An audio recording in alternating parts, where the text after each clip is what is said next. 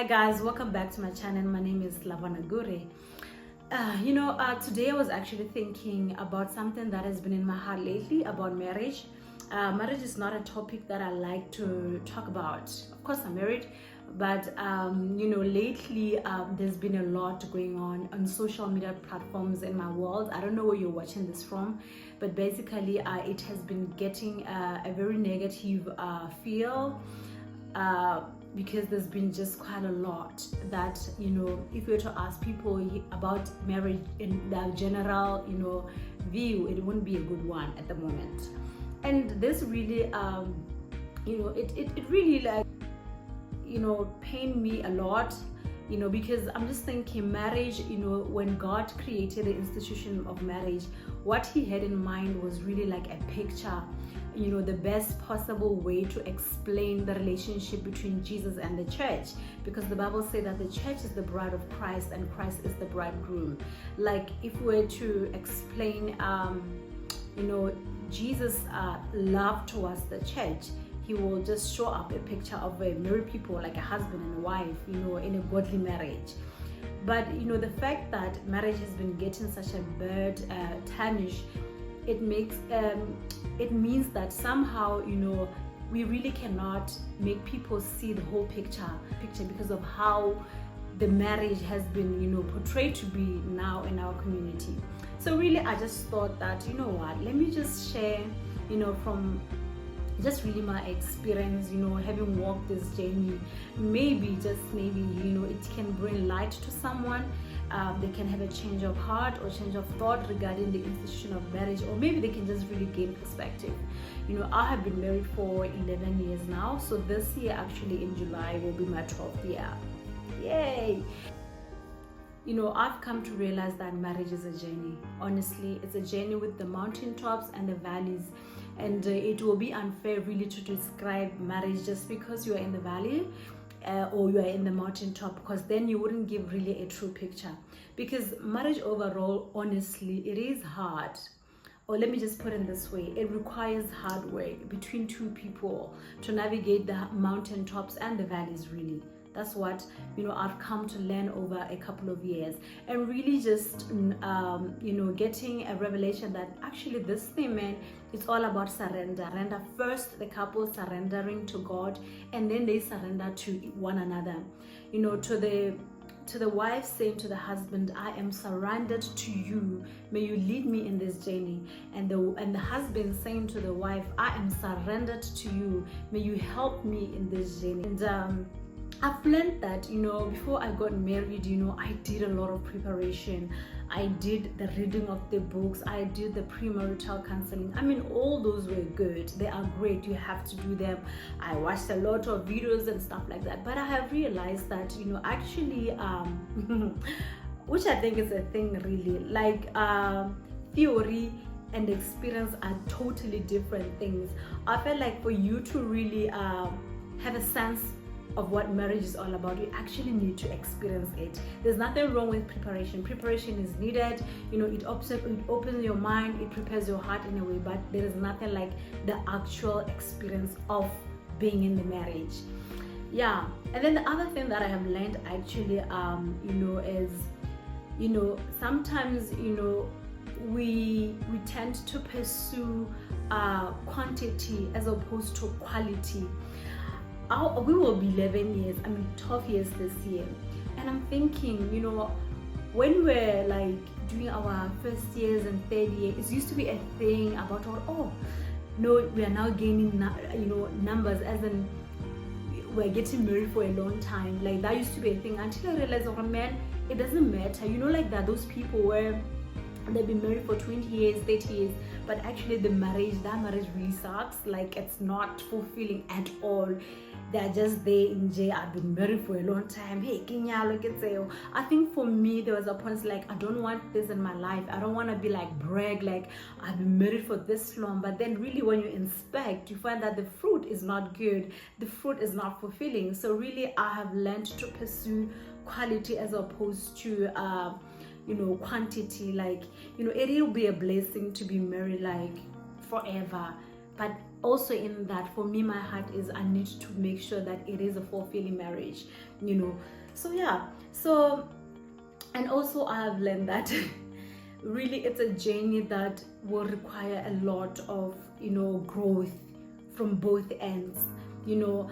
I feel like, you know, when we first got married, you know, I don't know if it's the 4th year or 5th year, somewhere around there, I felt like we're having a lot of issues, like a lot of challenges. It's almost like, you know, it's only now that I realize that in a marriage there comes a time where I'll call it growing pains. It's almost like there's some stuff that's going on. Sometimes you can't put a finger into it or can't listen to what's going on, but you know something is going on, and that something requires both parties to really put in the work. Because I feel like when the growing pains comes, it's time really for the people to really work on the marriage and say, no man. But I feel like with marriage now and then there's what you call growing pains, where like there's a bit of a friction and uneasiness what's going on, because I feel like it shows that we need to continually work on our marriage. I think that's the misconception that, you know, we have heard. Like for me, I thought like, you know, just when you pray, you know, when you believe in God, it's almost as if things become automated, like it's a guarantee for a happy marriage, like you don't need to do anything. But that's not the truth, you know. That's not the case. Like otherwise you know, we don't develop character, we don't develop the fruit of the spirit. You know, I realized, no man, it's gonna need hard work, like it's gonna need work. Yeah, well, sometimes it's hard, I don't know, it depends on you, on what you're dealing with. So yeah, like somehow you really need to put in the work for character to develop, because it's one of the main things that actually that's the purpose of marriage, for us to become in the likeness of Christ, like, you know, to grow in the fruit of the spirit, like self-control, love, patience, you know, all those things, you know. Yeah, so I think a lot of people also, sometimes it's the perspective we hold regarding marriage, that, you know, marriage, you know, when I get in this thing, it's gonna fulfill me or it's gonna complete me. Fulfilling, actually, yes, it has to be fulfilling, but actually the way that I want to say is it's gonna complete me, it's gonna give me this, you know, I'm gonna get this out of the marriage. Like the expectations become something that is not even practical in a sense, because I have realized that, yo man, a husband can't complete you, you know, a wife can't complete a husband. You need to get into this marriage full. The only person that completes us actually is Jesus Christ. So, and I think a lot of people have this high expectation that he's gonna make me happy, he's gonna fulfill every dream that I have, which put a really unfair pressure on the partner, you know. And because I think I've seen that in my marriage in the past, when you're navigating through growing pain seasons, like, oh man, it's unfair for me to want so much from him, but like he's also human just like me, he's also prone to make mistakes, he's also navigating, you know, self, you know, discovery. Like we are in this journey of first really finding ourselves, you know, in God, and then coming together as a couple. So really I needed to learn to really understand that, no man, yes, he has a role to fulfill, you know, in our marriage. I have a role to fulfill to make this marriage fulfilling for both of us. But then I can't be coming here thinking this has to complete me. No, I need to come completed.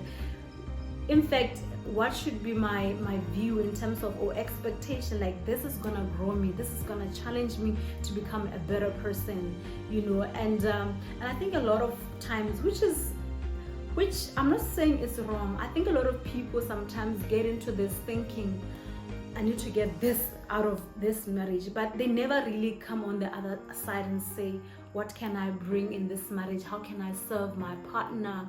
You know, how can I make his life better? How can I help him achieve his dreams? Similarly to the men, how can I serve my wife? How can I serve this person? You know, it's about serving one another, as opposed to what can he give me? What can I get out of this? You know, I think when you shift the perspective or the expectation, then we can approach and navigate, you know, marriage better, you know, because there's nothing really that comes out of a selfish motive. Like there is nothing good that comes from that. Yeah. And I think also the other thing, you know, people, when they get into marriage, is almost like, I remember, like, for us, that's something that my husband used to repeat a lot of time. I remember when we get married, because we got married very young. So when we got married, he used to say this repeatedly: babe, remember that it's like our relationship hasn't changed. We are still that amazing boyfriend and girlfriend. Like, please don't, now that you are married, then you just start a hat that I don't know where you get it from, like, oh, I'm a married woman now. I think he was trying to say that let's continue in that dating phase. In the dating phase, we talk, we do things together, we laugh. I think that's what he meant when he said, please just know that when you get married, there's nothing that has changed. There isn't like some form of, I don't know, like whatever that happened, just please remember that we're still the same people who enjoy going out, who enjoy talking, who love having fun. I think a lot of people lose that. Then this is the space where now they feel like it's boring, things have changed. I actually have seen something in TikTok. I don't know what the TikTok was about. I think people think that somehow when you get married, you sort of just stop having fun. You stop, I don't know. That really makes me sad. And I think for me, I have learned we need to just be like those crazy people before we got married, just enjoy being with each other, love, do all these other things, And yeah, so I think those are the things that I have realized. And I think, maybe we need to gain perspective of regarding marriage. And I think really Hella just embracing the fact that, we grow. I'm not that 22-year-old girl that got married to my husband, and he's not that 24-year-old man that got married to his girlfriend. We both have walked a journey like an individual. And I think what happens, the worst that could happen is when one partner grows, and the other partner becomes stagnant. Like this other book I have read, like, we all have to have a level of wanting to improve on ourselves, wanting to be a better version of ourselves. And usually, where there's a problem is when one partner is like really like working in themselves to become a better version of themselves so that they can best serve the other person. And then the other person is not doing anything about themselves. I'll give an example. Like, a lot of times, I'll just give a common one. Sometimes we think that because I married her, love is enough, he loves me the way I am. And then at some point, like 5 years down the line, somebody changes, like maybe they're not in shape, and the other partner is in shape because they work hard to stay in shape, and the other one's just thinking that, no, they should love me the way I am. I feel like it's a bit unfair for the partner that is doing all the work, who's bettering themselves, who's working on themselves, and then this one expects that the other one should just love them the way they are. That's actually not the truth. I think there's something that Pastor Art has mentioned before, like he was saying, anytime, there's nothing like he loves me the way I am. Like, honestly, generally, as partners, we need to want to see others in our best version of ourselves, do better, either physically, emotionally, spiritually, and like soul health, mind health, physical, like we need to do in the work. So now if there is mismatched growth, like the other one is like, I don't want to do this, or pursue dreams, like, excited about life, it really makes it hard for the other person. I think that's one of the things where sometimes people feel like the other person have changed, but in honest sense, really they have just learned to embrace, change and work on themselves, So usually it's the party who doesn't put effort in themselves that feel like the other one has changed. So I think that's one thing that really needs to be communicated well in a marriage. And then lastly but not the least, I think it's the era of communication. Communication is such a big one. Even myself is something that I'm working on. I'm generally like, I do talk, but when you talk about communication, we don't talk about talking. We're talking about like you hearing me, you see me, and then me hearing you and understanding you, seeing things from your perspective.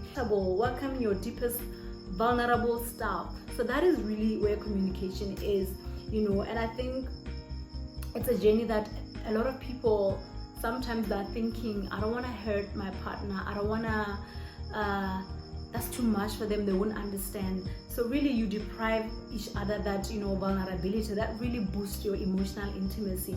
So yeah, I have learned over the past to actually talk the hard things, and I think that one we had to work it through our counselors, because